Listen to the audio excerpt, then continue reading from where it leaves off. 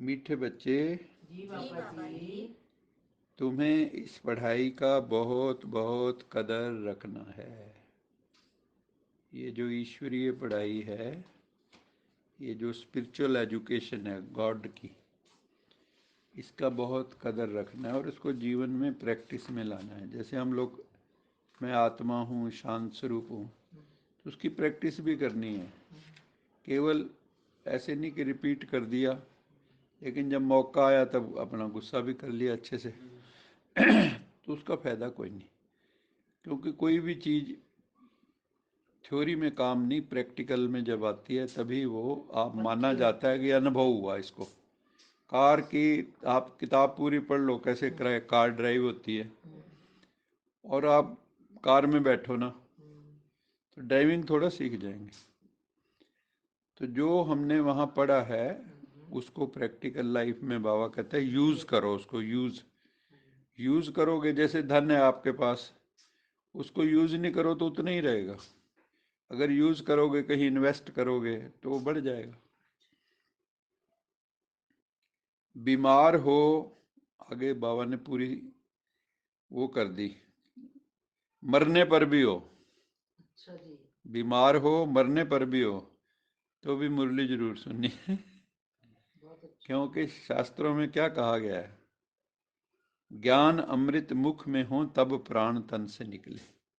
यशपाल सुनाना वो एक्चुअली क्या है भक्ति मार्ग का।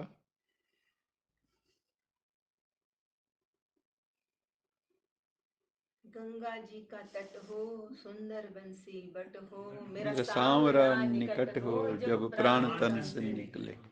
जब प्राण तन से निकले। बड़ा तो सुंदर बाबा ने लगता है। उसको कहा कि ज्ञान अमृत मुख में हो। हम्म, ऐसे समझे, वहां तो गंगा जल कहते हैं, तो बाबा कहता है गंगा जल से कल्याण नहीं होना, ज्ञान की गंगा से कल्याण होना। कल्याण होना है आत्मा का। आत्मा तक तो पहुंचेगा ही नहीं वो, ज्ञान आत्मा तक पहुंचेगा। प्रश्न है, कई बच्चे भी बाप से बेमुख करने के निमित्त बन जाते हैं, कब और कैसे? ये प्रश्न है भाई। आप तो कई बेमुख हो ही जाते हैं, गुरबाणी में भी है ना, मनमुख और गुरुमुख। मनमुख वो हैं जो मन के कहने मन पे के कहने चलते पे हैं, चलते हैं। गुरुमुख वो हैं जो गुरु के गुरु के कहने पे कहने पे चलते चलते हैं। तो यहाँ बाबा कहता है कि कई बच्चे विमुख कर देते हैं दूसरों को, भगवान से तोड़ देते हैं, तो सतगुरु का निंदक ठोर ना पाए। भाई। ऐसे जो बच्चे हैं उनको भी फिर ठिकाना नहीं मिलता। नहीं मिलता। जो आपस में भाई बहनों से रूठ कर पढ़ाई छोड़ देते हैं, आश्रम जाना छोड़ देते हैं, संबंध तोड़ लेते हैं, फिर पुरानी कलयुगी दुनिया में आ जाते हैं, संगम युग से वापस आ जाते हैं कलयुग में। तो बाबा कहता है गुरु के निंदक बन जाते हैं। उन्हें देख के अनेक फिर बाबा से बेमुख हो जाते हैं, उन्हें देख के और भी हो जाते हैं, है ना। क्योंकि अगर मान लो कोई मुख्य भाई बहन है और वो ज्ञान छोड़ दे, उसको देख के कितनों के वो हिल जाएंगे निश्चय, अरे वो फलाने ने छोड़ दिया। तो बाबा वही कह रहे हैं, तो आप निमित्त बन गए उनको बेमुख करने के। आज अच्छा पढ़ते हैं, कल पढ़ाई छोड़ देते हैं। ऐसे बच्चे उच्च पद से फिर वंचित हो जाते हैं, उनको ऊंचा पद नहीं मिलता, जो दूसरों का भी रास्ता मारते हैं। नहीं समझे, दूसरों को भी भगवान से बेमुख कर देते हैं। तो बाबा कहते हैं ऐसे बच्चों को फिर पाप के कारण, ये भी बहुत बड़ा पाप है। आप हट जो चलो कोई बात नहीं, लेकिन आप दूसरों को हटने के भी निमित्त बन गए, या कोई ऐसी आपने बातें सुनाई लोगों को उल्टी सुल्टी, ठीक है ना। क्योंकि जो फेल हो जाता है ना, तो वो वो टीचर में कमी हाँ फिर निकालता है। वो पता नहीं क्या क्या दोष निकालेगा।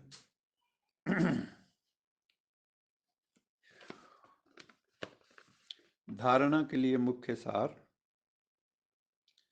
घर का काम करते भी समय निकाल के रूहानी सेवा जरूर करनी है। ये नहीं कि अपने घर के काम में लगे तो 24 घंटे उसी में लगे रहो। ज़्यादातर क्या है, ज़्यादातर लोग किस में बिजी हैं, ये जो दफ्तर जाते हैं, दफ्तर से घर, घर से दफ्तर, ट्रैफिक का या जो अपना जिंदगी के साधन चाहिए उनको, उनके लिए टाइम लगा देंगे, ठीक है ना।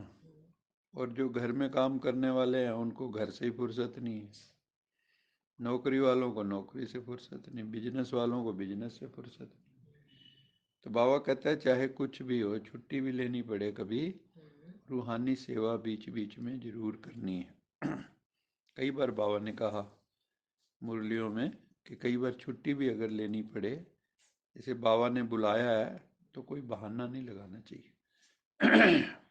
कोई बिल्कुल ही आपको नहीं मिलती छुट्टी, वो अलग बात है, लेकिन अगर मिल सकती है और बाबा ने बुलाया है तो भाग के जाना चाहिए।